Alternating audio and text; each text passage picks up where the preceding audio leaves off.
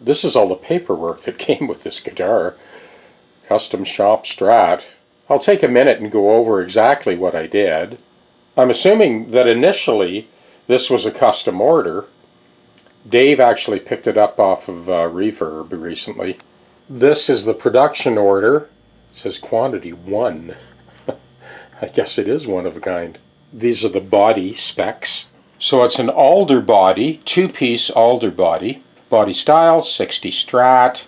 The middle pickup is a Strat reverse wound. So in those middle positions you get like a humbucking effect.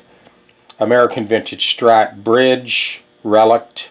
Oh, it is nitro, so it's a nitro finish. I was surprised they put like a high gloss lacquer. Maybe the guy requested it when he ordered it. Quarter sawn maple neck, rosewood fingerboard, truss rod, early 60s, number of frets 21. So it's a 6105 Dunlop fret, which is 90 by 55. It says fretboard radius 9.5 inches or 9.5 inches. It has compound radius here, but that's not filled in.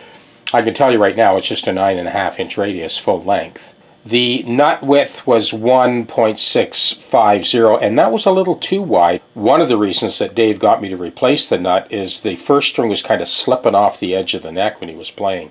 So I brought it in just incrementally, just a few thou, and it is fine now. Neck shape, 60 style oval C. Side dots are also micarta, 330 seconds, and that's pretty well it for this guy.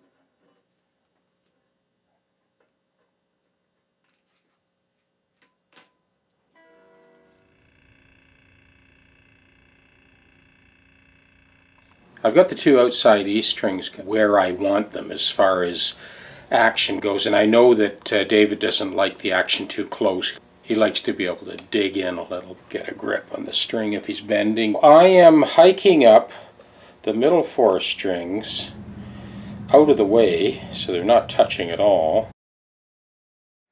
I have the self-adjusting radius gauge in place, and I've got the two outside strings where they need to be. So the first string is touching, the 6th string is touching.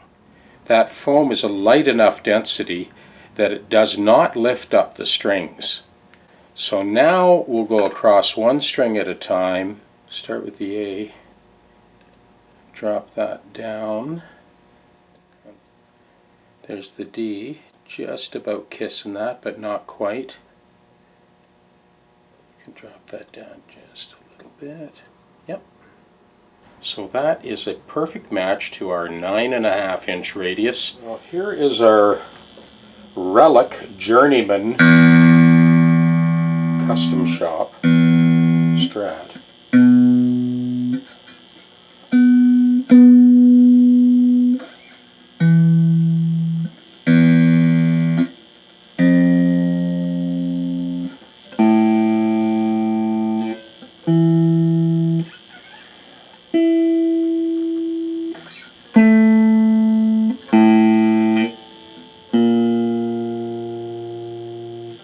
That could be filed out a little bit high.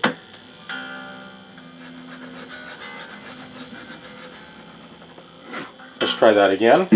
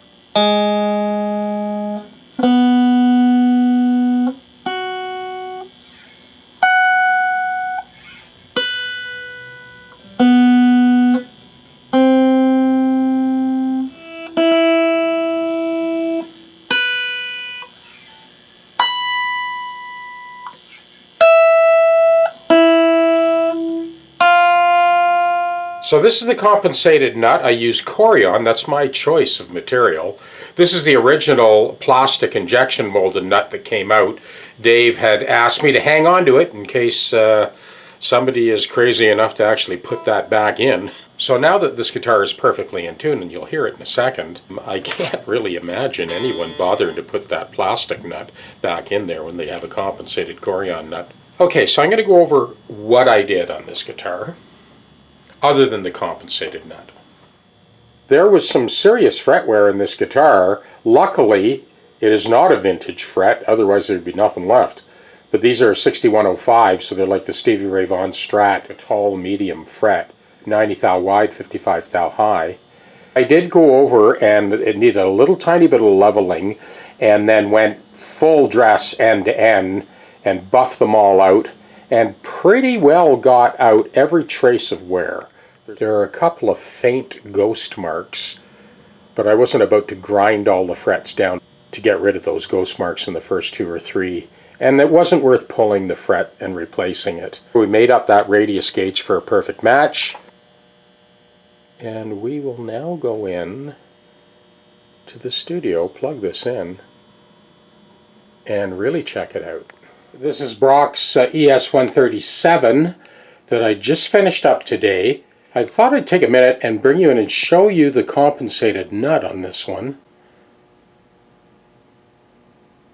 Much like Mark's 335 that I did a few videos back, this is negative values all the way across. This guitar was never in tune until now. These are 11 to 49 concert pitch. Because the ebony on this one wasn't quite dried when the guitar was put together, there was a bit of shrinkage, and all of these nibs on the side of the frets, most of them just popped right off. The frets pushed them right off. I mixed up a slurry of binding shavings that I shaved off of the razor blade, mixed that up with some MEK or acetone, and mixed that up into a paste, and then just spotted them and restored those nibs. What was happening, the string was getting caught underneath the fret, because once the nibs were busted off, the bottom of the crown was exposed. That's taken care of now. I'm just going to drop off this fretting kit. This will be going to Medford, New York for Alex. And I should mention I think there's 3 packaged fretting kits ready to ship. If you want one before Christmas, you want to get hold of me quickly. The compensated nut packages, I think we're down to about 8 of those. I will be doing more after Christmas, but just drop me a line if you want one. Cheers.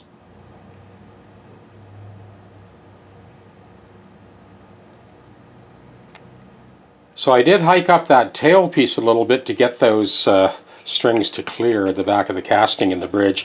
This is a Godo bridge. Somebody swapped it out, and I think the reason was they needed to have more travel in those saddles to intonate. It intonates perfectly now, and you'll hear it in a minute.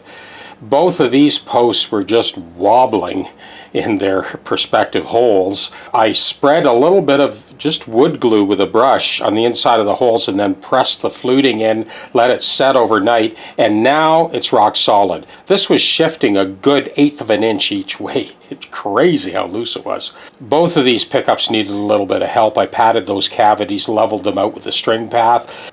Just by virtue of the way the ES-137 is shaped, the carving drops off at this portion of the neck. This pickup was really tilted. So I patted this cavity as well, and now we got it perfectly in line with the string path. All of the posts and the pickup heights have been adjusted.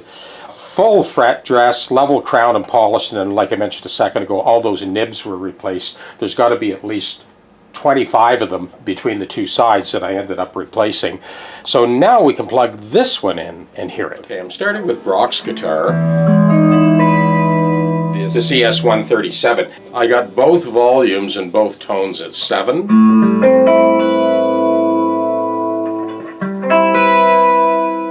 And I had asked Brock about this. Do you use that mix of 2 volumes, 2 tones with the switch in the middle position? And yes, indeed, he does. It's an interesting way to fade to the bridge or fade to the neck pickup. So 7. It fades to the neck pickup. Put it at 7 again. If I back it off, it goes to the bridge pickup.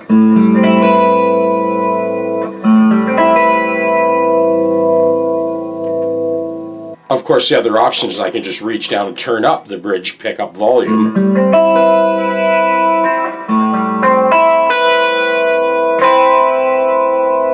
So they're all at 7, switch is in the middle. The baritone selector is on 1, which means it's off, it's not working. So I'm going to go through this chord progression in E major, and it's basically a 1, 7, 3, 6, 2, 5, 1 progression. Now I have played this in other keys on other videos in the past. I just thought it'd be an interesting way to let you hear the difference on this baritone selection. So the baritone selector is kind of a series of filters and capacitors that filter the sound from one position to the next. And this way you really get to hear it. I'm going to do a repeated progression, and we'll start in the number 1 position, which means it's off.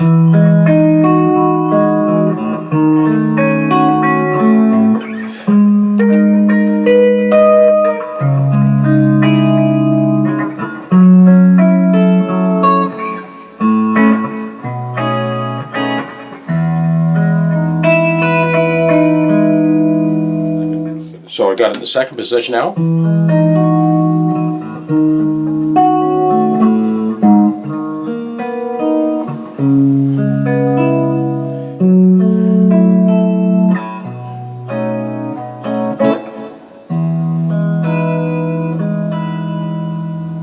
Third position.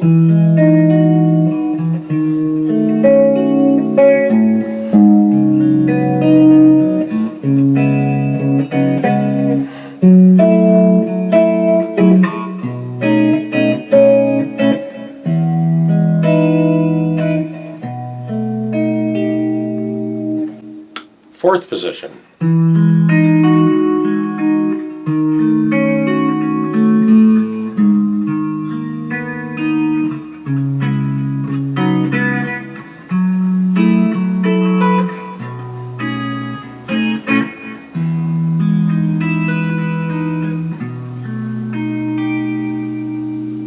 5th position.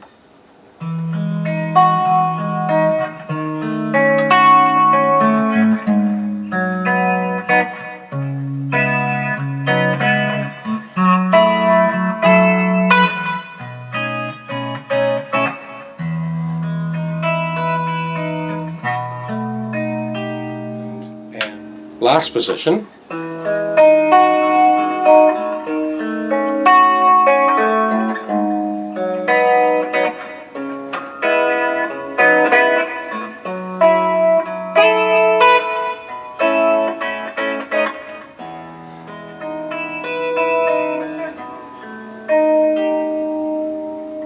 I'm going to cycle this progression through a few different keys, and again it just demonstrates the accuracy of the intonation across the entire span of the neck, all the strings, all the chords, all the positions, all the frets. This is the same progression 1-7-3-6-2-5-1 or 1-7-3-6-4-5-1 in D major.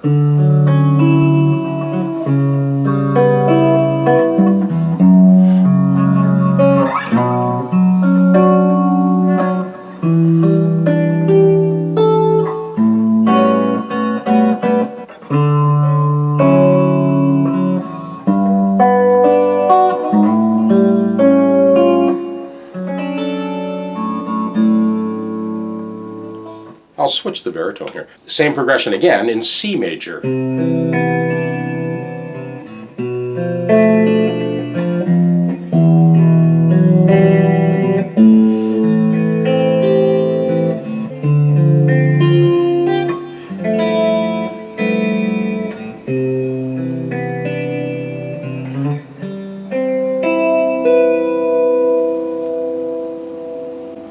Same progression in F major.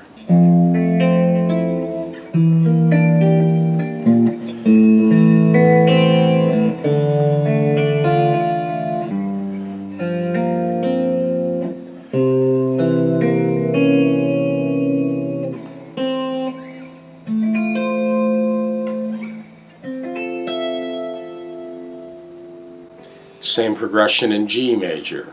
I'll switch the baritone there.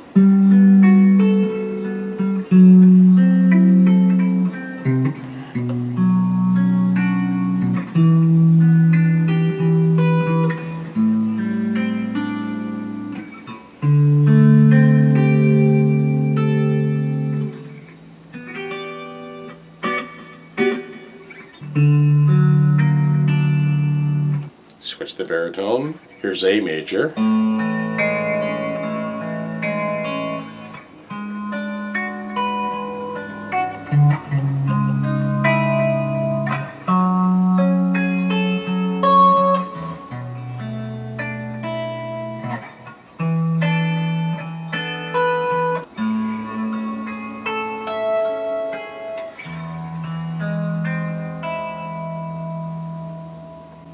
Switch the baritone again. B major.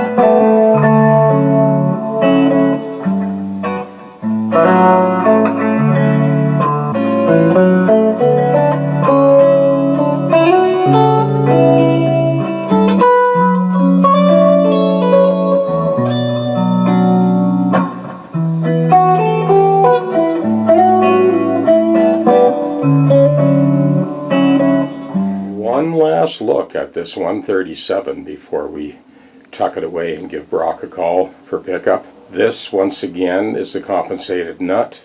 All negative values, 11 to 49 at concert pitch. You can see the repaired fret nibs and different kind of inlay. You don't see that too often on Gibson. 3-tone burst.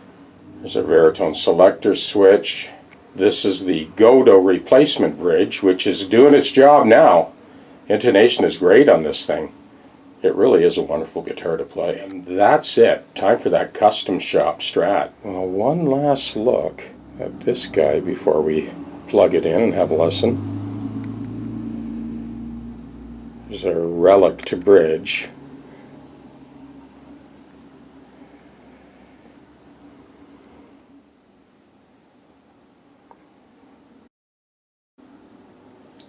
Okay, here's what I looped.